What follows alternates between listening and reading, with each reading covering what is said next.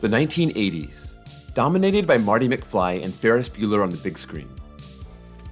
I asked for a car, I got a computer. Who's the Boss and the A-Team on the small screen. The 49ers, Lakers, Celtics, Big Hair, and Synthwave. There were also a lot of coasters, but were they super influential? Not a lot of them were. So I went back to the 70s, where you'll find Disco, the Steel Curtain, the original one, The Godfather, the Brady Bunch, and a real turning point in coaster history. So I decided to combine the 2 decades into one for this list. These are the most important coasters of the 1970s and 1980s.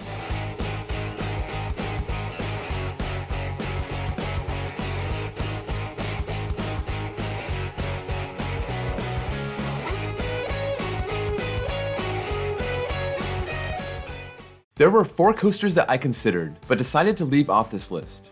One is American Eagle at Six Flags Great America, an Intamin racing wooden coaster built back in 1981.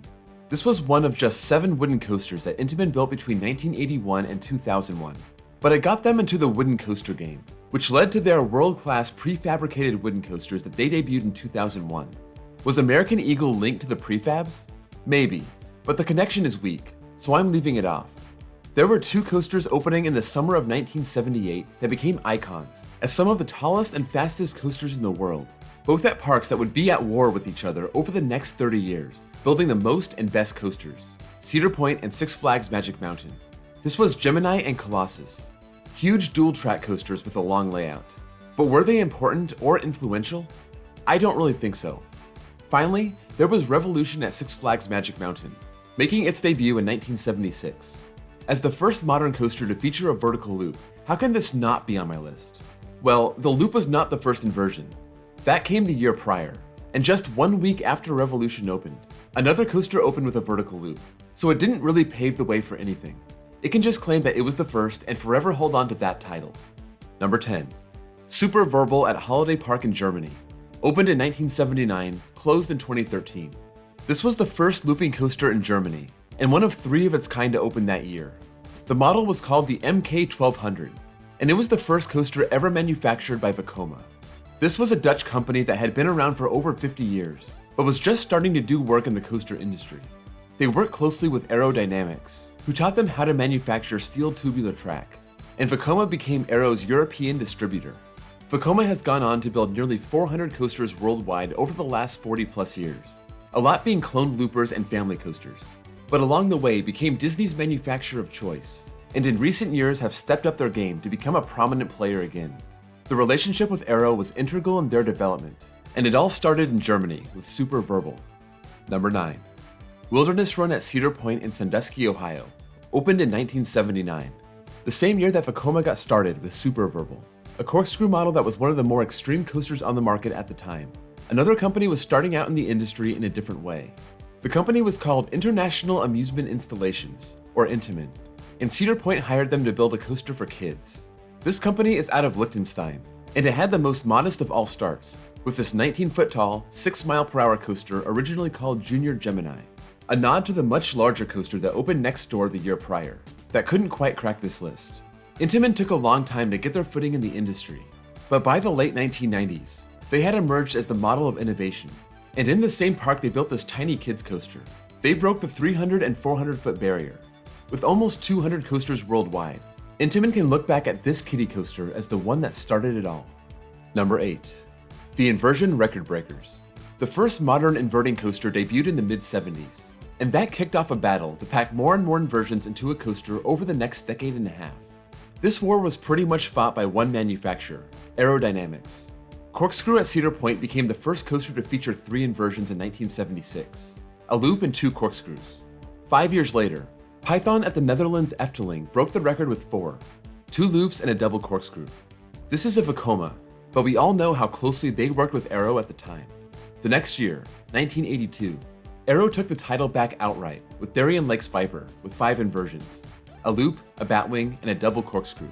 The record was broken again in 1987 with Kings Island's Vortex, another Aero with 6 inversions, 2 loops, a batwing, and a double corkscrew. The record would be broken one more time in the 80s, with Shockwave at Six Flags Great America in 1988, this one with 3 loops, a batwing, and a double corkscrew. The introduction of the first hypercoaster, Magnum XL200, came 1 year after Shockwave, and this seemed to shift the focus away from inversions and more toward height and speed. 7 became the standard number of inversions for the major loopers throughout the 90s. Number 7. The Beast at Kings Island in Mason, Ohio, opened in 1979. This is already the third coaster on this list from 1979, but this was one like no other. Unlike a lot of other groundbreaking coasters of the era, to this day, this coaster is still impressive. It opened as the tallest, fastest, and longest wooden coaster in the world. It remains the longest, and it's not all that close. The coaster was built in-house by the park's own engineers, led by Charles Dinn, with help from legendary coaster designer John C. Allen, and was pretty much done by hand, using the terrain to guide its course, with several tunnels and 2 lift hills. Up to that point, the newest wooden coasters were generally tall, dual-track out-and-back layouts, but the Beast was truly revolutionary, and I believe it was the inspiration for coasters like the Raven, Boulder Dash, and the Voyage. Number 6. Racer at Kings Island in Mason, Ohio, opened in 1972. This was also the year that Kings Island opened its doors for the first time, with this John C. Allen dual-track out-and-back wooden coaster as its main attraction. Before the Beast opened on the other side of the park 7 years later, Racer was the groundbreaking coaster of its time. It was the first coaster built structurally on the ground, with prefabricated sections lifted up into position and bolted. At 88 feet tall and 3,415 feet long, it was one of the largest coasters ever built, and the biggest ever designed by John C. Allen. He considered this his crown jewel. Racer is credited with igniting a coaster revolution, and we saw other coasters take after the Racer model in the years to follow, like Rebel Yell, Thunder Road, Colossus, and American Eagle. Number 5. The Bat at Kings Island in Mason, Ohio, opened in 1981, closed in 1983.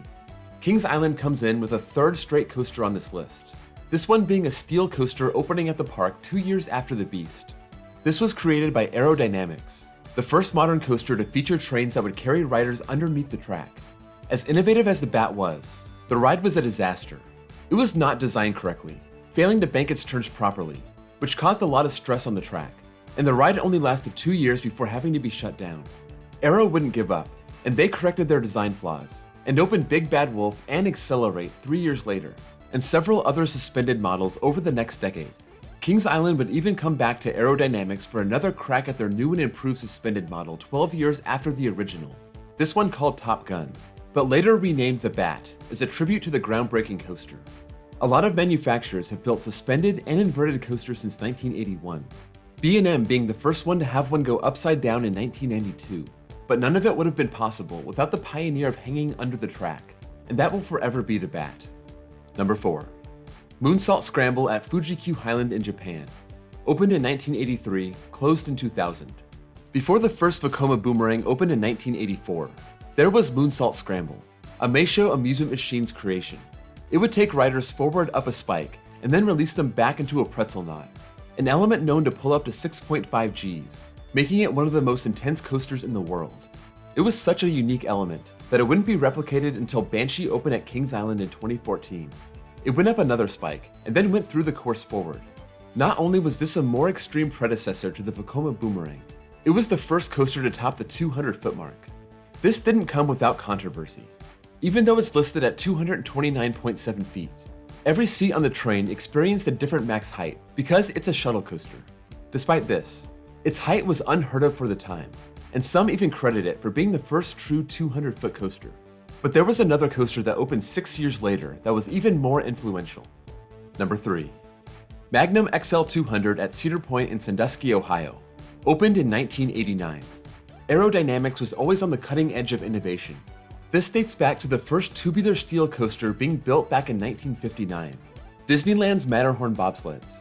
They had spent most of the 1980s breaking their own inversion record, but 1 year after Shockwave's opening in 1988, they built the first hypercoaster for Cedar Point, Magnum XL200. It stood 205 feet tall, though only features a drop of 194.7 feet. Still, there hadn't been a coaster to open quite like this one. Its drop towered 40 feet over Shockwave's, and featured no inversions. This was all about height, speed, and airtime, with big camelback hills, and an epic airtime finale with a string of small hills designed to eject riders out of their seat. Aero had uncovered a new type of extreme coaster that people loved, not focused on inversions and positive G-forces, but weightlessness and negative Gs. Magnum gets credit for kicking off the coaster war that would last nearly 2 decades, fueled by the emergence of B&M and the evolution of Intamin, and Aero right there in the mix, building more hypers and loopers. Number 2. The first launch coasters. Roller coasters had relied on lift hills since the beginning, mostly chain lifts, with the occasional cable lift. But in 1977, Schwarzkopf and Aerodynamics came up with something new. Aero introduced the winch launch with their shuttle loop model. This would use a device to push the train after a cable was released.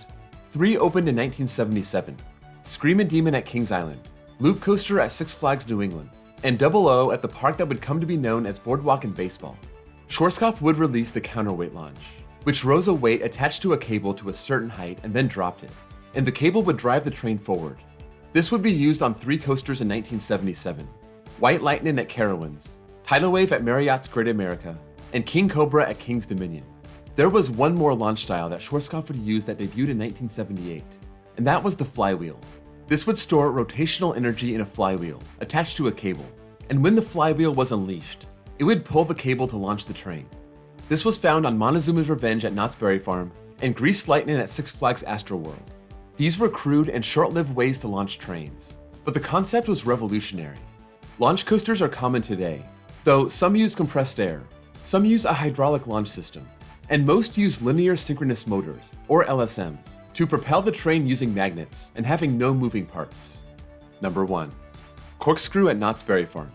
Opened in 1975, relocated to Silverwood in 1990. Corkscrew does not get enough attention for being the first modern inverting coaster. This was Aerodynamics' first corkscrew model, the first of many, and despite its very simple layout, drop, turn around the station, double corkscrew, turn back into the station, 9 are still operating around the world. This includes the original, still going strong more than 30 years after finding a new home in Idaho. Steel coasters were still finding their footing in the years leading up to 1975, mostly mild rides like kids coasters, Wild Mice, and early Schwarzkopf models. Aero took the steel coaster to a new level by flipping riders upside down, and just like with the launch coasters, they would be joined by Schwarzkopf over the next decade as inverting coasters exploded in popularity. If you can get the Silverwood, don't forget about Corkscrew. The model may be tame by current standards, but it's a piece of living history. That's it for my list of most important coasters from the 1970s and 1980s. Let me know what you think of this list and what you would change around. Also, if I left anything off this list, let me know in the comments below and why you think it belongs here. If you enjoyed this video, be sure to drop a like. That's the best way to show your support for the channel. And if you're new here and love coasters, be sure to subscribe and hit the bell so you don't miss any more content just like this. Thank you all for watching, and I'll see you all next time.